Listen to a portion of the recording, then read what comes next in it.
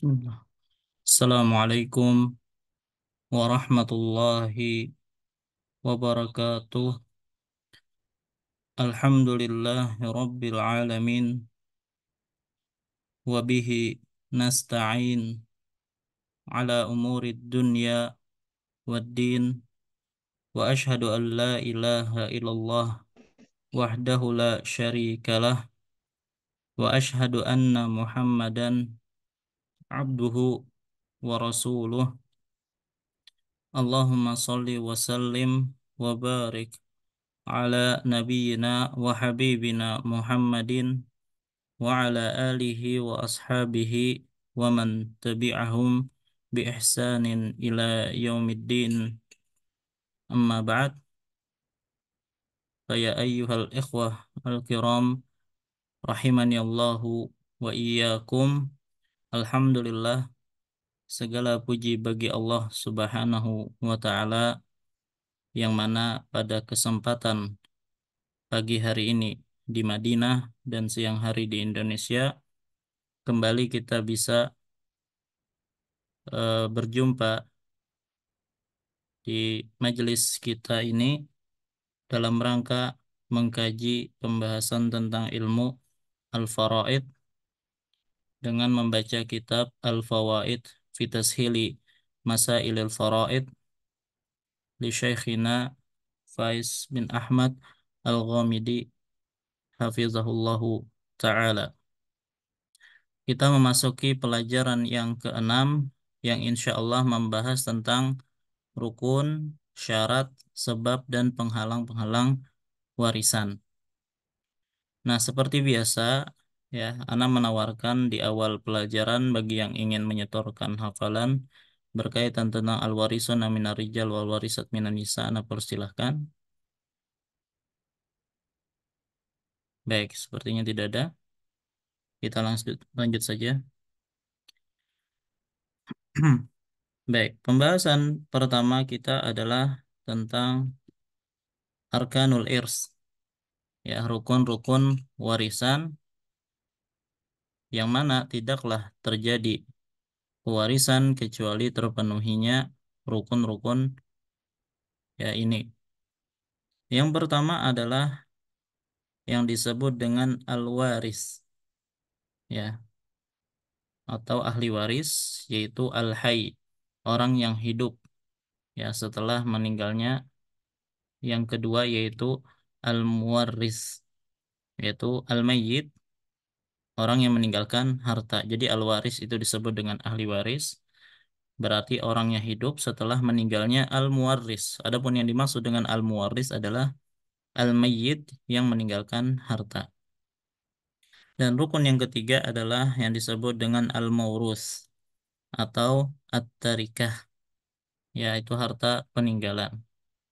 Maka ketika suatu kasus, ya, ada muwaris di situ, ada maurus di situ, cuman ternyata ahli warisnya tidak ada, maka tidak akan terjadi pewarisan. Sebagaimana ahli waris ada, ya, kemudian harta warisan ada, cuman dia masih hidup misalnya, ya, al muwarisnya masih hidup, maka tidak terjadi pewarisan. Atau al waris ada, al muwaris ada, cuman hartanya tidak ada, maka tidak ada terjadi pewarisan. Ya, jadi warisan akan terjadi apabila terkumpul tiga rukun ini. Baik. Afwan, suaranya ada nggak nih? Ada Ustaz. Ada, Ustaz.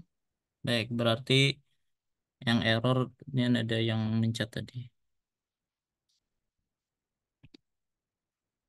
Bentar.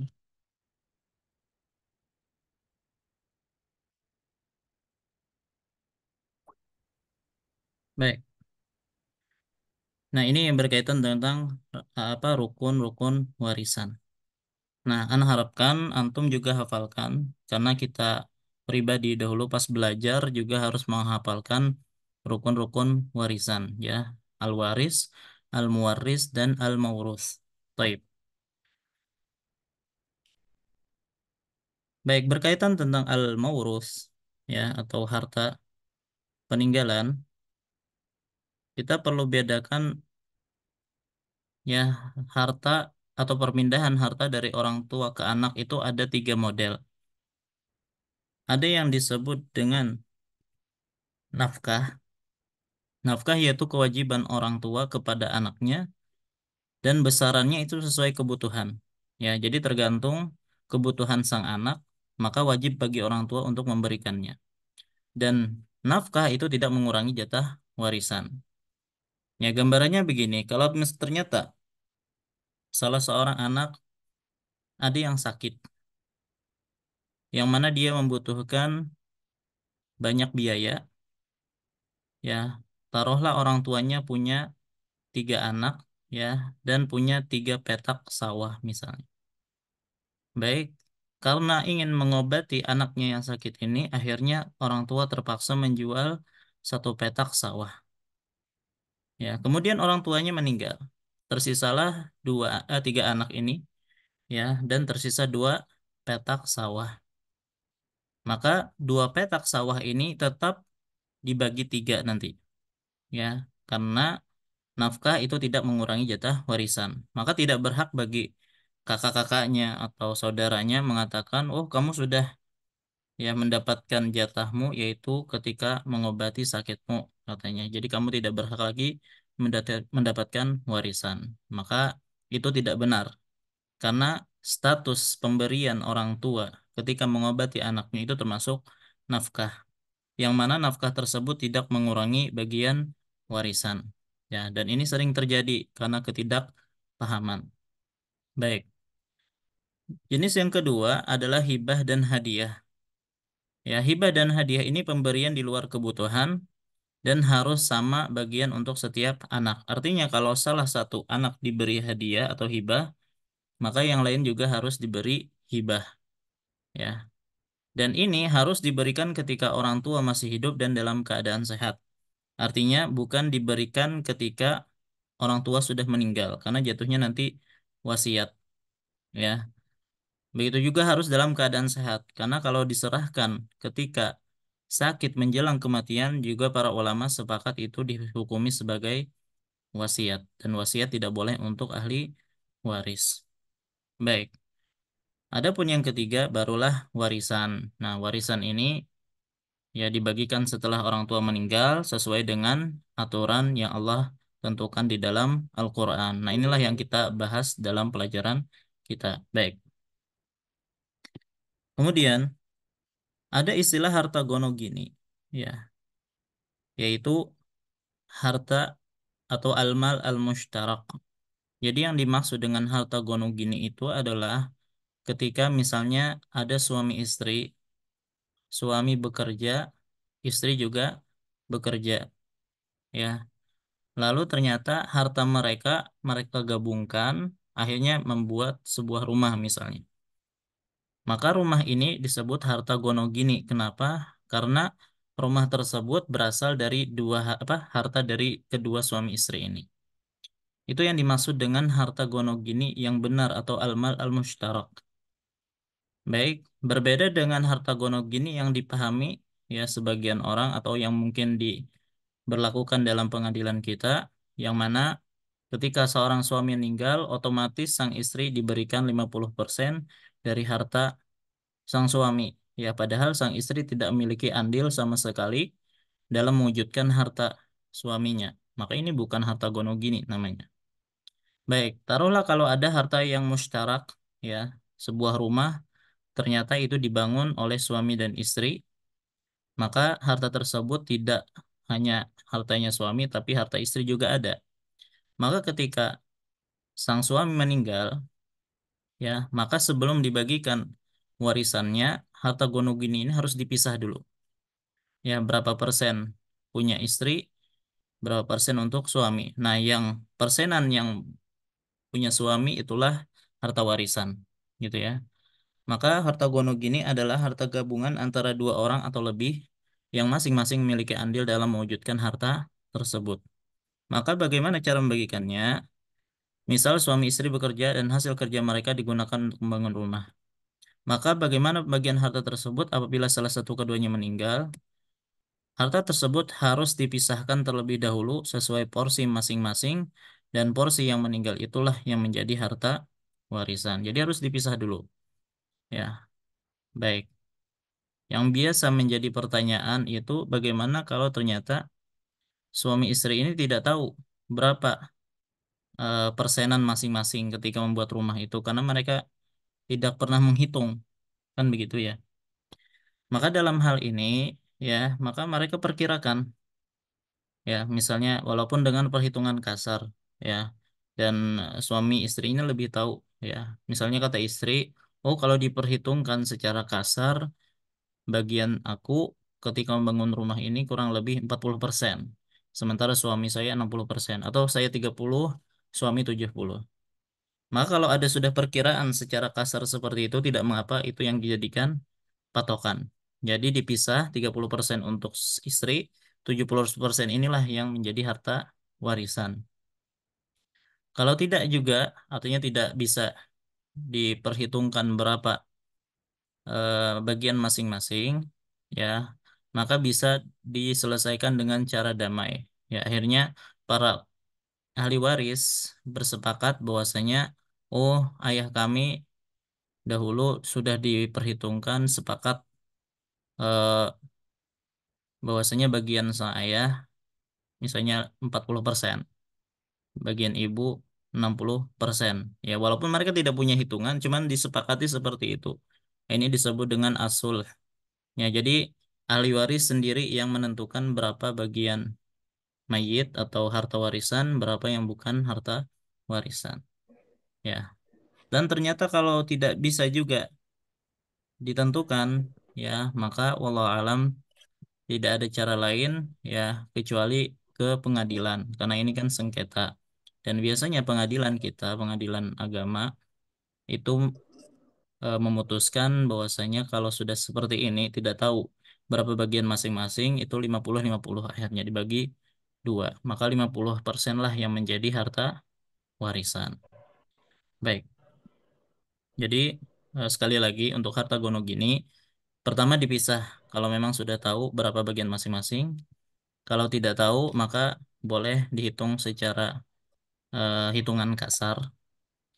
Kalau tidak, metode sulh ditentukan sesuai dengan kesepakatan.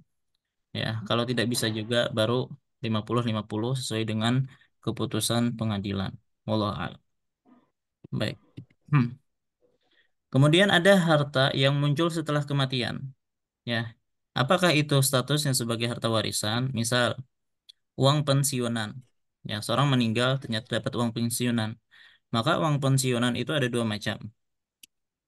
Ada uang yang diberikan sekali ketika selesai masa pengabdian atau diistilahkan dalam pesangon, maka statusnya adalah harta warisan. Kenapa? Karena sejatinya ini adalah gaji dia terakhir, gaji terakhir mayit, ya, yang diberikan, maka tentunya dia harta warisan dan harus dibagi sesuai dengan aturan warisan. Adapun kalau uang pensiunan yang bulanan yang diberikan kepada karyawan setiap bulan dan akan dilanjutkan kepada keluarganya apabila ia meninggal dunia, maka statusnya bukan harta warisan. Ya, statusnya itu seperti harta santunan yang diberikan kepada keluarga mayit. Maka dalam hal ini karena dia bukan harta warisan, tidak wajib membagi sesuai dengan aturan warisan, tetapi dibagi ya sesuai dengan tujuan utama dari diberikannya harta ini yaitu untuk istri dan anaknya misalnya. Baik. Nah, jadi kalau yang sekali uang pensiunannya diberikan ya yaitu pada akhir pengabdian, maka itu harta warisan. Tapi yang setiap bulan diberikan kepada ahli waris itu bukan harta warisan, tapi itu adalah santunan. Baik. Kemudian simpanan kematian yang diambil dari potongan gaji setiap bulan, maka statusnya adalah harta warisan. Karena memang itu adalah harta mayit. Ya, ini semacam apa namanya ya, eh, asuransi gitu ya, yang diambil, dipotong ya untuk nanti diserahkan setelah kematiannya. Santunan asuransi dari negara. Nah, kalau dari negara, bukan dari gaji dia, maka statusnya bukan harta warisan, tetapi santunan dari negara. Baik. Uang ganti rugi karena pembunuhan statusnya adalah harta warisan seperti diat. Jadi seorang dibunuh, ya kan? Akhirnya orang yang membunuh memberikan diat, ya, atau mungkin ada denda yang dikenakan oleh negara, maka statusnya adalah harta warisan. Kenapa? Karena sejatinya ini pengganti dari kehidupan si mayit, ya. Maka seolah-olah itu dari dia, maka menjadi harta warisan. Baik, adapun amplop atau sumbangan ketika takziah statusnya bukan harta warisan, tapi ini hanyalah santunan dari warga misalnya untuk keluarga mayit. Baik, itu berkaitan tentang harta yang muncul setelah kematian. Jadi dengan rincian yang disebutkan tadi. Yang kedua pembahasan kita adalah syurutul irs, syarat-syarat warisan. Artinya setelah rukun terpenuhi, ya, ahli warisnya ada, mewarisnya ada, kemudian harta warisannya juga ada, maka harus yakin akan terpenuhinya syarat-syarat warisan. Ya, baik. Seperti tahakkuk mautil muwaris, kita harus yakin bahwasanya al muwaris itu benar-benar sudah meninggal. Tapi kalau masih diragukan kematiannya, masih koma misalnya, atau orang hilang ya hanya beberapa tahun, baru beberapa tahun dia hilang, masih belum diketahui kematiannya atau tidak diputuskan dia sebagai orang yang meninggal, maka tidak boleh dibagikan warisannya. Wa yakunu hakikatan ya, kematian itu bisa hakiki, ya, seperti bil muayyanah, langsung melihat dia meninggal, au bisyahadah, atau ada orang yang bersaksi bahwasanya si fulan telah meninggal. Atau bisa juga kematian itu secara hukman, ya, dihukumi meninggal. Kal mafqud, seperti orang hilang. Ya, orang hilang, ya, yang tidak tahu kabarnya, terputus kabarnya, maka tidak langsung ya dikatakan sebagai orang yang meninggal, kecuali setelah kita ajukan ini kepada hakim dan hakim menyatakan dia sudah meninggal, misalnya setelah menunggu, ya, umurnya 80 tahun. Kalau sudah belum 80 tahun maka sudah dianggap meninggal. Maka kalau ada keputusan hakim seperti itu, maka sudah dianggap meninggal. Ya, nanti ada pembahasan khusus tentang warisan orang hilang. Baik, jadi harus yakin akan kematian al-muharris. Itu syarat pertama. Adapun syarat yang kedua adalah tahakkuk hayatil waris. Yakin akan kehidupan ahli waris. Ya, ba'da mautil muwaris walau bilahzah. Nah, jadi harus yakin akan kehidupan ahli waris setelah kematiannya al-muwaris walau bilahzah. Konsep warisan kan begini ya. Orang yang lebih dulu meninggal, meninggalkan warisan untuk orang yang setelahnya yang masih hidup. Jadi ahli waris harus yakin masih hidup ketika al-muwarisnya sudah meninggal. Tidak boleh ahli waris lebih dulu meninggal. Ya, maka dia tidak dapat warisan. Kan begitu. Nah, di sini walau bilahzah, walaupun dia sempat hidup sebentar. Gambarannya seperti ini, ya, seperti katif lilladzi infasala an ummihi hayyan summa mat. Jadi begini, ada seorang eh, misalnya seorang suami meninggal, meninggalkan istri yang sedang hamil. Sudah? Maka istrinya ahli waris. Nah, anaknya itu sebenarnya juga ahli waris yang ada di dalam perutnya. Tapi disyaratkan dia menjadi ahli waris ketika dilahirkan dalam keadaan hidup. Baik, taruhlah misalnya sang istri ini melahirkan dan sempat mengeluarkan anaknya dalam keadaan hidup. Cuman qadarullah ternyata setelah satu menit kemudian anaknya meninggal. Berarti dia sempat hidup, ya, setelah kematian bapaknya dia sempat hidup. Maka dia berhak mendapatkan warisan, ya. Yang kemudian warisannya nanti berpindah lagi kepada ahli waris yang berikutnya. Baik. Nah, ini maksud dari walau bilah zoh, walaupun hanya sebentar hidupnya dia sudah berhak menjadi ahli waris. Atau begini ya, dua orang pakai mobil kemudian kecelakaan. Misalnya ayah dan anak sedang mengendarai mobil, kemudian kecelakaan, ya, dua-duanya dibawa ke rumah sakit. Sudah. Ternyata sang ayah meninggal lebih dulu. Maka otomatis anaknya yang bersama dia yang masih hidup, walaupun sudah sekarat misalnya, tapi masih hidup, sempat hidup, maka anaknya sudah dapat warisan. Walaupun setelah itu anaknya meninggal, maka warisan bagian dia akan pindah lagi ke seperti istrinya dan anaknya. Nah, itu walaupun hidupnya sebentar tetap dihitung ahli waris. Dan yang ketiga, al-ilmu bimuqtada al-irs, mengetahui sebab hubungan antara muwaris dengan al-waris.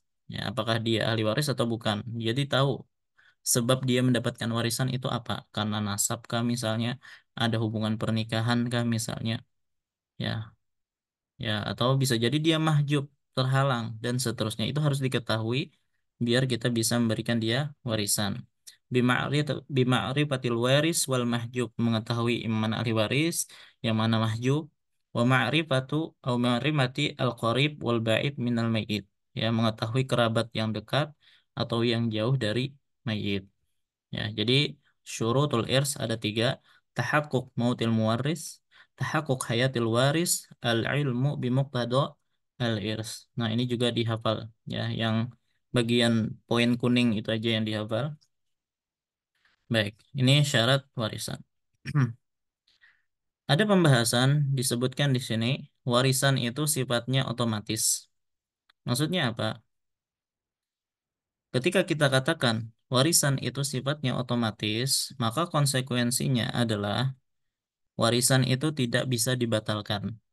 Ya, artinya kalau seorang ayah tidak suka dengan anak-anaknya misalnya, maka dia nyatakan, oh ini tidak boleh. Jadi dia misalnya panggil lawyernya, pengacaranya, kemudian dia mengatakan, pokoknya ketika aku mati jangan jangan ada di antara anak-anakku yang diberikan warisan. Ya, dia ingin membatalkan warisan. Maka itu tidak boleh. Kenapa? Karena warisan itu sifatnya otomatis. Seorang meninggal, maka hartanya otomatis berpindah kepada ahli warisnya. Baik. Yang kedua, tidak memandang usia dan pekerjaan. Ya, misalnya ada anak yang bayi baru lahir. Ya, kemudian ada anaknya yang sekolah, ada yang kuliah, ada yang sudah berumah tangga. Ya, lantas misalnya yang sudah berumah tangga mengatakan, wah itu kan masih bayi, tidak perlu warisan misalnya. Akhirnya tidak diberikan warisan, maka itu tidak boleh. Ya, pokoknya baik yang muda, tua, kecil, bayi, dewasa dan seterusnya, semuanya berhak mendapatkan warisan. Begitu juga tidak memandang pekerjaan. Misalnya satu gelandangan atau pengangguran, satunya orang sukses, satunya dokter dan seterusnya. Oh, akhirnya yang tidak punya pekerjaan mengatakan, aku lebih berhak mendapatkan warisan karena kalian sudah punya pekerjaan misalnya. Maka itu tidak dibenarkan. Ya, karena warisan itu sifatnya otomatis, tidak memandang usia dan juga pekerjaan. Kemudian, tidak memandang bakti atau durhaka. Ya, misalnya ada sebagian anak itu yang selama ini merawat orang tua, sementara yang satunya oh, tidak peduli, durhaka lah istilahnya. Baik, maka apakah berarti yang durhaka tidak mendapatkan warisan? Jawabannya tidak, ya. Yang namanya warisan ketika sifatnya otomatis, yang berbakti kah, yang durhaka kah, tetap mendapatkan warisan. Baik. Adapun asbabul miras, sebab-sebab warisan, ya. Artinya kalau ada pada diri seorang salah satu sebab yang akan kita sebutkan, maka berhak atau bisa dicap sebagai ahli waris. Nah, apa saja itu? Sebab-sebab warisan yang pertama adalah an-nasab, ya, hubungan darah. Yang dimaksud dengan itu adalah wahum qarabatul mayyit, mereka adalah kerabat mayit, dan ada tiga macam ya, ada al-furu, ada al-usul, ada al-hawashi. Nah, apa yang dimaksud dengan al-furu? Wa yuqsadu bil furu'i al-aulad. Yang dimaksud dengan al-furu itu adalah anak-anak. Wa inna zalu berarti cucu-cucu dan seterusnya ke bawah. Itu furu'. Wabil usuli, yang dimaksud dengan usul itu adalah al-aba, ayah-ayah, ya para ayah. Wa in alau, kakek. Ibu juga masuk situ, nenek, semuanya adalah al-usul. Wabil hawashi, hawashi itu pinggir.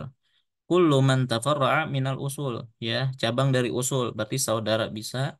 Kalau cabang dari kakek berarti nanti paman, ya, pinggiran berarti hawashi ini ya, mencakup saudara dan para paman, keponakan, keponakan dan juga para sepupu.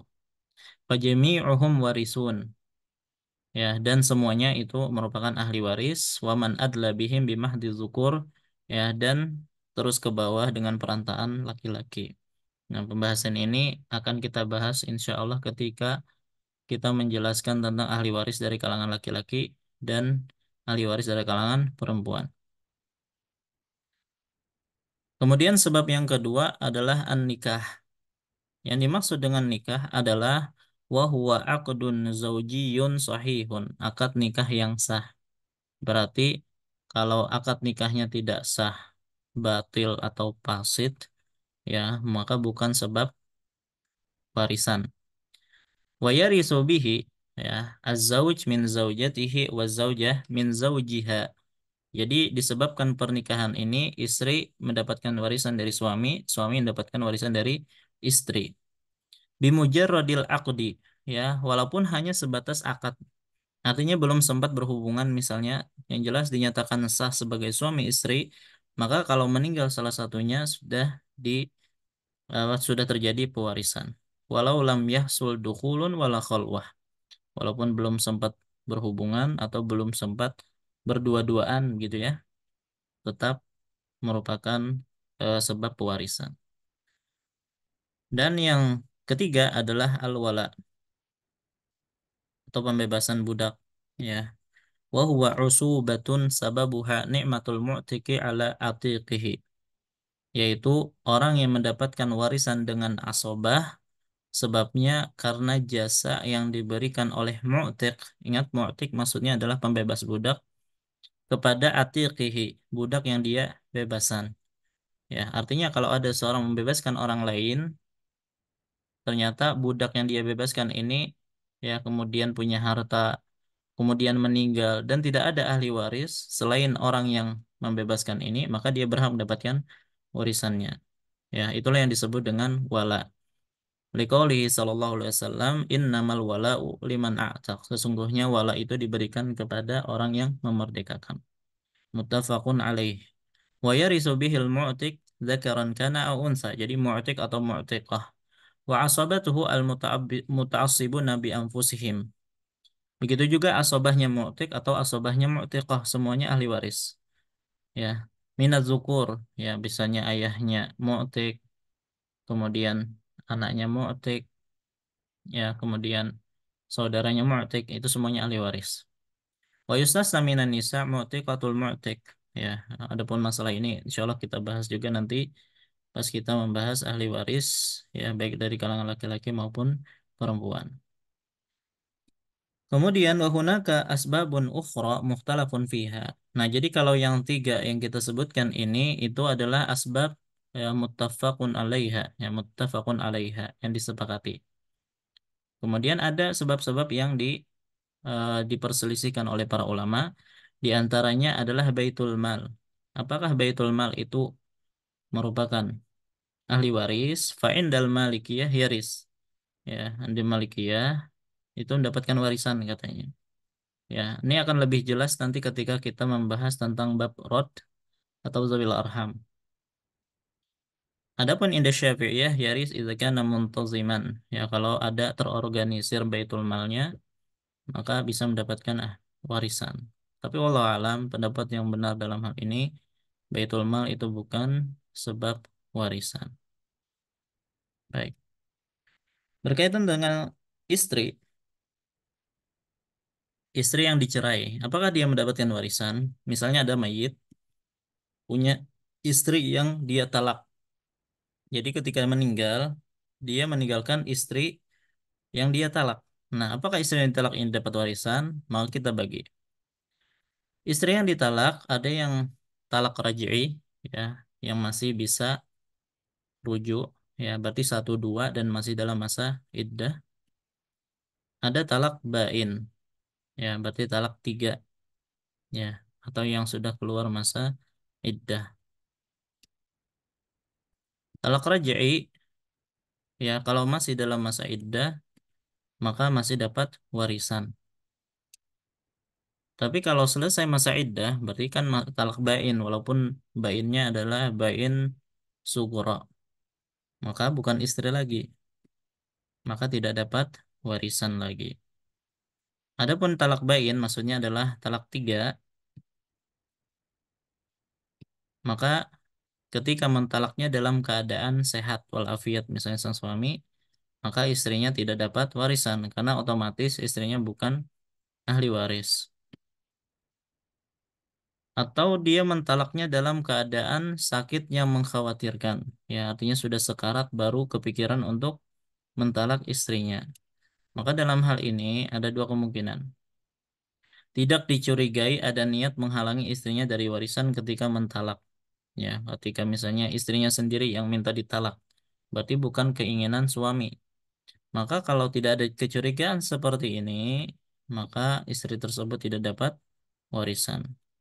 Tapi kalau ada kecurigaan, ada niat menghalangi istrinya dari warisan ketika mentalak, ya, tiba-tiba mentalak ketika sudah apa namanya sekarat, maka dia tetap mendapatkan warisan.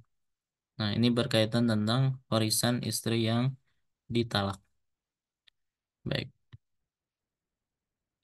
Terakhir pembahasan kita adalah mawani'ul irs, penghalang-penghalang warisan. Ya, taruhlah sebab-sebab warisan itu ada. Ya, seperti dia adalah ada hubungan nasab dengan mayit atau ada hubungan pernikahan, ada hubungan wala, ya. Tapi ada penghalangnya maka bukan ahli waris. Apa saja penghalang tersebut? Ar-riq atau perbudakan. Ya. Fala yaris ar-raqiq li'annahu mamluk. Raqiq itu maksudnya adalah hamba sahaya. Artinya misalnya sang ayah hur merdeka, anaknya masih statusnya sebagai budak. Maka ketika sang ayah meninggal, budaknya ini dapat apa anaknya ini yang masih status budak tidak dapat warisan. Kenapa? Li'annahu mamlukun lisayyidihi. Ya, karena dia dimiliki oleh tuannya. Karena kalau kita wariskan budak ini, ya, maka harta tersebut akan kembali kepada tuannya. Seolah-olah ayahnya budak ini langsung memberikan warisan kepada tuan dari anaknya, sementara tidak ada hubungan pewarisan di situ. Ya, wala yuras dan juga hamba sahaya itu tidak diwarisi. Li'annahu la malalahu, karena dia tidak memiliki harta. Dia sendiri harta, ya, jadi tidak bisa memiliki harta.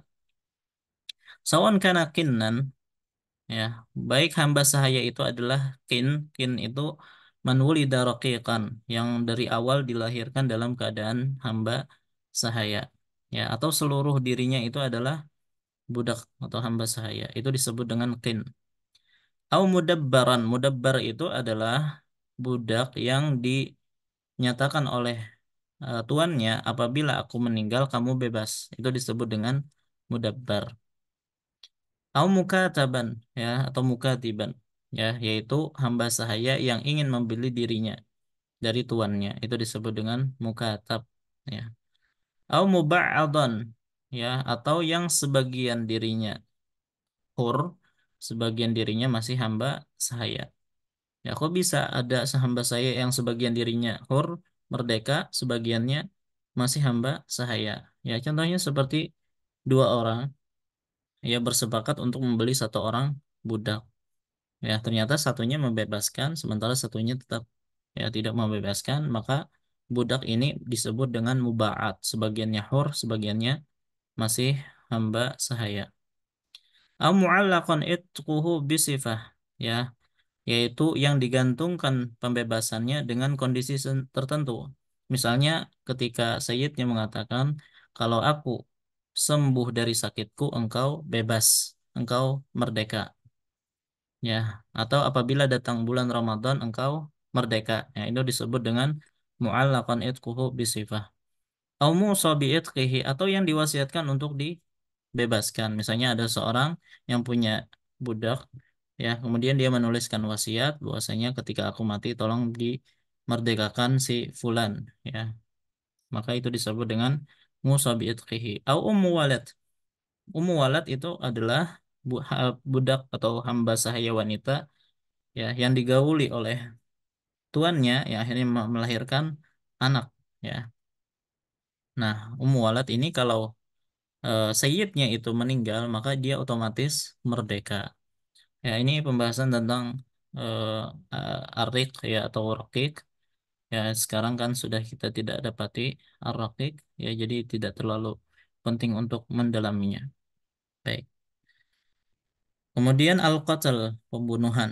Ya, artinya ketika ahli waris membunuh al-muwarisnya karena tidak sabar untuk mendapatkan warisan, maka tidak dapat warisan.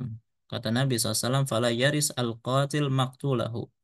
Eh, artinya orang pembunuh tidak mendapatkan warisan dari yang ia bunuh. Berdasarkan sabda Nabi SAW, "Laisa lil qatili minal mirasi syai'." Ya, pembunuh tidak mendapatkan warisan sama sekali. Baik, nanti akan kita jelaskan pembunuhan yang macam apa yang itu menghalangi warisan, ya. Yang ketiga adalah ikhtilafuddin, perbedaan agama, ya. Liqaulihi sallallahu alaihi wasallam, la yarisul muslimul kafir walal kafirul muslim, muttafaqun alaih.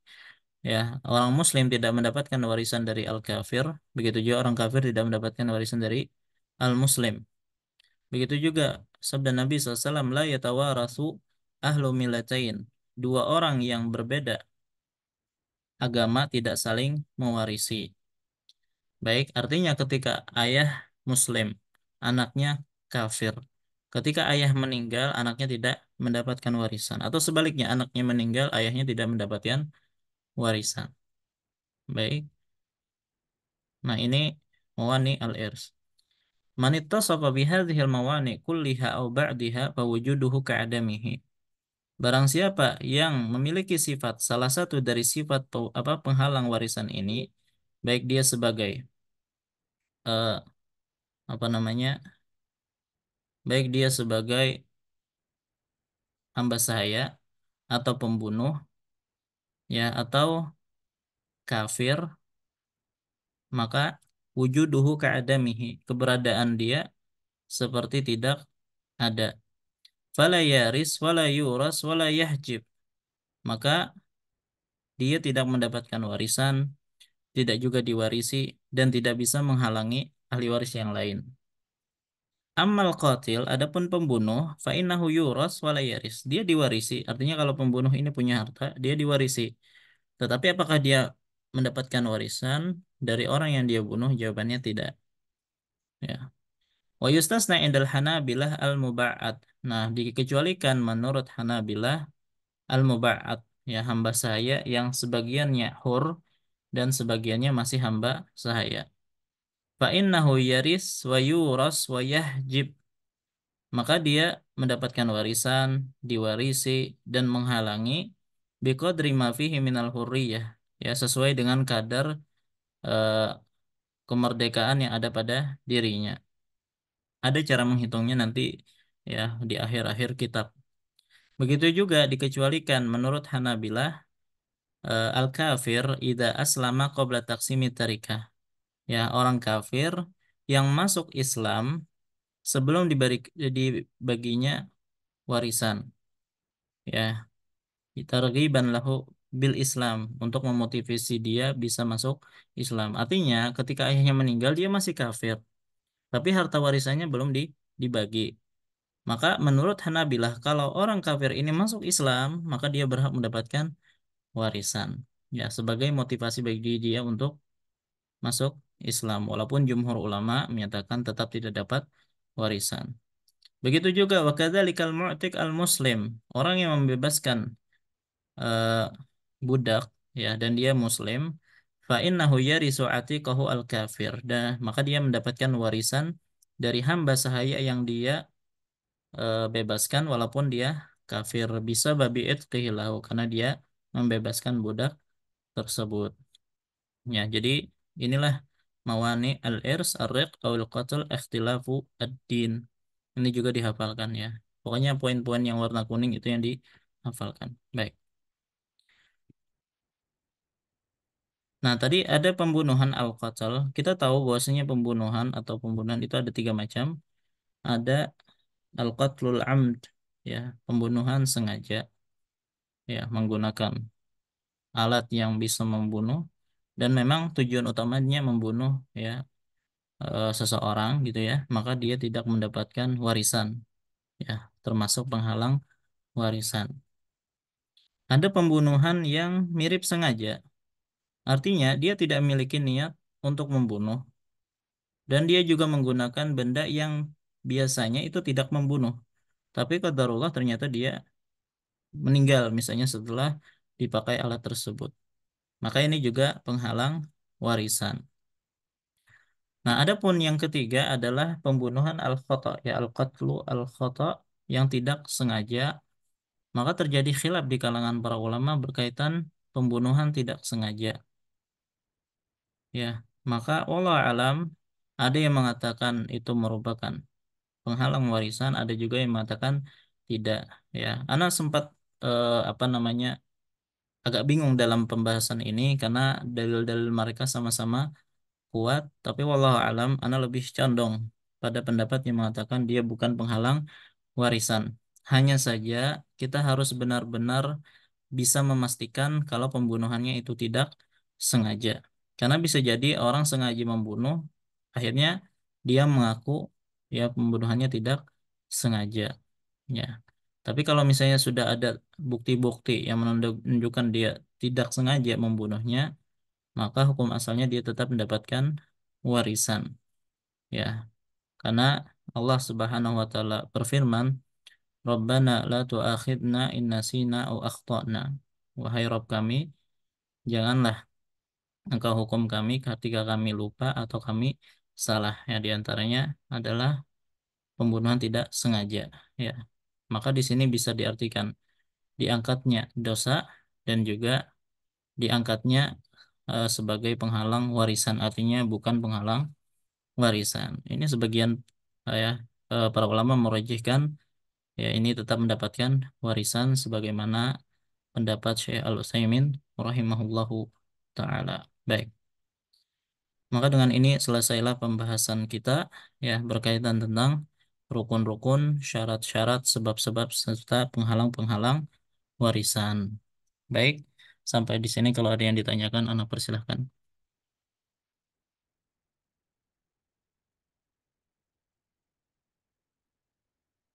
Baik, kalau tidak ada, Anda cukupkan sampai di sini. Insya Allah jumpa lagi pada pertemuan yang akan datang. Nah, ada kemungkinan untuk minggu depan itu kita sudah mulai hisap ya, perhitungan-perhitungan. Ya, jadi eh, persiapkan diri antum. Ya, dan kalau sudah masuk perhitungan, ya itu harus hadir terus. Jangan apa namanya, jangan goib ya. Atau kalau goib juga harus dengarkan rekamannya. Karena kalau satu pertemuan antum nggak hadir, maka pertemuan berikutnya antum susah untuk melanjutkannya.